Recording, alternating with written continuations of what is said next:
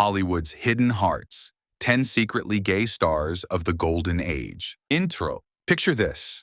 The year is 1955. The cameras are rolling, and America's most beloved heartthrob just delivered the performance of a lifetime.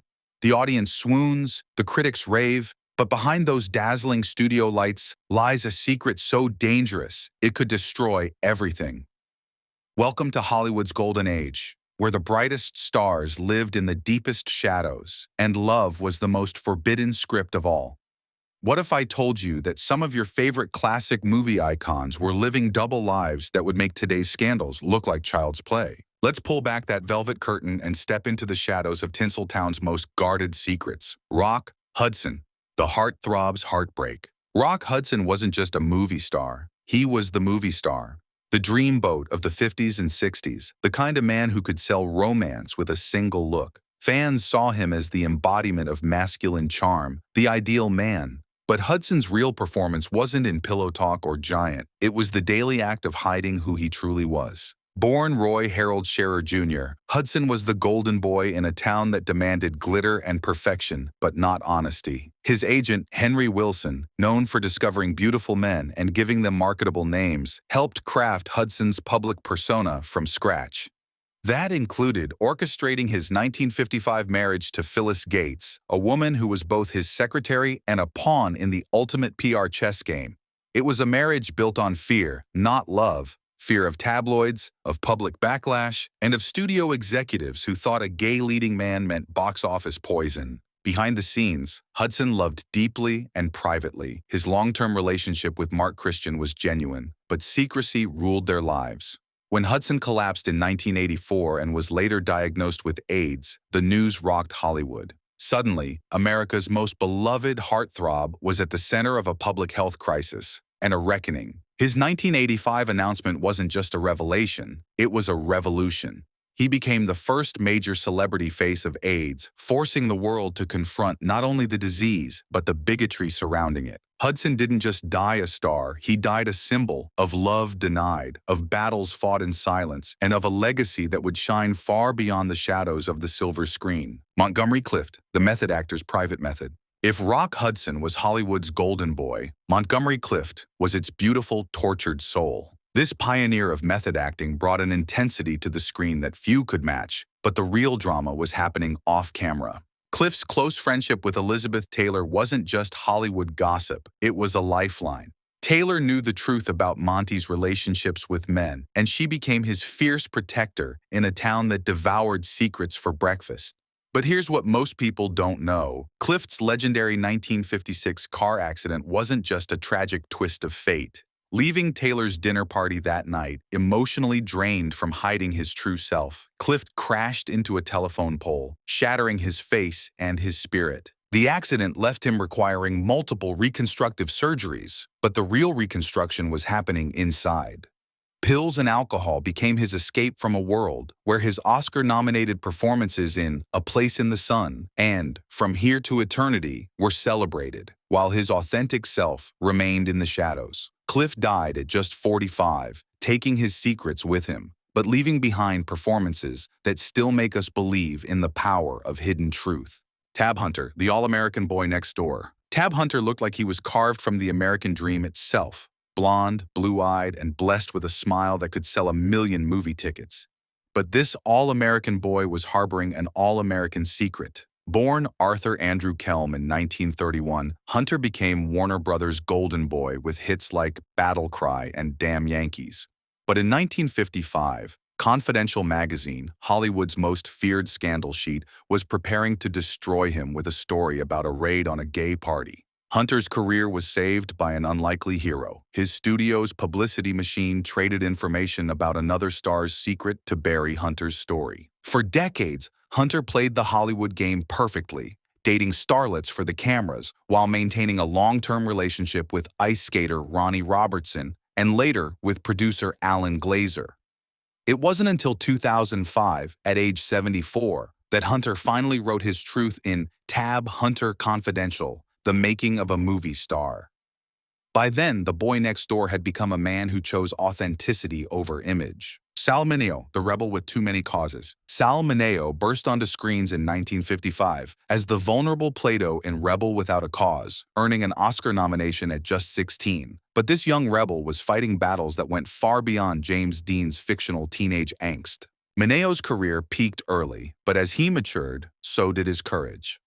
By the 1970s, he was one of the few actors willing to take on openly gay characters, starring in the groundbreaking play P.S. Your Cat is Dead and the provocative film The Boys in the Band. In a town where careers were built on image, Mineo chose truth over safety. Tragically, his story ends in darkness. On February 12, 1976, returning home from rehearsal, Mineo was stabbed to death in West Hollywood. He was just 37. While his murder wasn't a hate crime, the killer was after money. It symbolized the dangers faced by those who dared to live authentically in an unforgiving world. Liberace, the glittering contradiction. Nobody, and I mean nobody, was more flamboyant than Liberace. Dripping in sequins, diamonds, and enough candles to light up Las Vegas, this piano virtuoso turned entertainment into pure theater. Yet somehow, this man who practically invented the concept of extra spent decades convincing the world he was straight. Waju Valentino Liberace didn't just play piano, he played the most elaborate game of hide-and-seek in Hollywood history. While wearing more makeup than most leading ladies and living in houses that made Versailles look modest, he sued newspapers for suggesting he was gay, and won. His famous response to critics? "I cried all the way to the bank." But behind the rhinestones was a lonely man. His relationship with Scott Thorson, 40 years his junior, was both a love story and a cautionary tale. When it ended in 1982, Thorson's lawsuit exposed intimate details of their life together, including Liberace's desire for Thorson to undergo plastic surgery to look more like him. Talk about complicated love. When Liberace died in 1987 from AIDS-related complications, his secret died with him officially. But everyone knew. In a career built on spectacular performance, his greatest act was pretending to be someone he wasn't. Raymond Burr, the lawyer's perfect defense. For 9 years, Raymond Burr was Perry Mason, television's most famous defense attorney, a man who never lost a case and always fought for justice.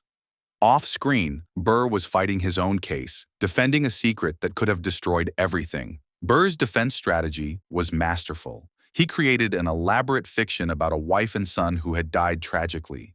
For decades, he spoke movingly about these losses, earning sympathy while deflecting questions about why such an eligible bachelor never remarried. The truth? None of it ever happened. Instead, Burr shared 33 years with Robert Benavides, an actor and producer who became his life partner, business associate, and the keeper of his secrets. They built a life together on Burr's 40-acre island in Fiji, far from Hollywood's prying eyes. When Burr died in 1993, Benavides inherited everything, not as a business partner, but as the man who had been Burr's true love for over 3 decades. George Maharis, Route 66's Detour. Route 66 made George Maharis a star as Buzz Murdoch, the adventurous young man traveling America's highways in search of himself. But Maharis's real journey was far more complicated than any TV script. In 1967, at the height of his fame, Maharis was arrested in a men's room in Los Angeles. The charge was lewd conduct, and the impact was devastating. Almost overnight, Hollywood's golden boy became persona non grata. Producers stopped calling, scripts dried up, and a promising career took a detour it would never recover from. But here's what makes Maharis's story remarkable. He refused to disappear. Instead of retreating, he reinvented himself as a singer, an artist, and later, a successful businessman. He never publicly confirmed his sexuality, but he also never let Hollywood's rejection define him. Sometimes the greatest rebellion is simply refusing to be broken. Roddy McDowall, the eternal Peter Pan. Roddy McDowall had one of the longest careers in Hollywood history. Over 270 roles spanning 60 years, from child star to character actor to beloved friend of the famous. But for all his visibility, McDowall mastered the art of hiding in plain sight. Starting as a child actor in How Green Was My Valley, McDowall became Hollywood royalty without ever wearing the crown of leading man.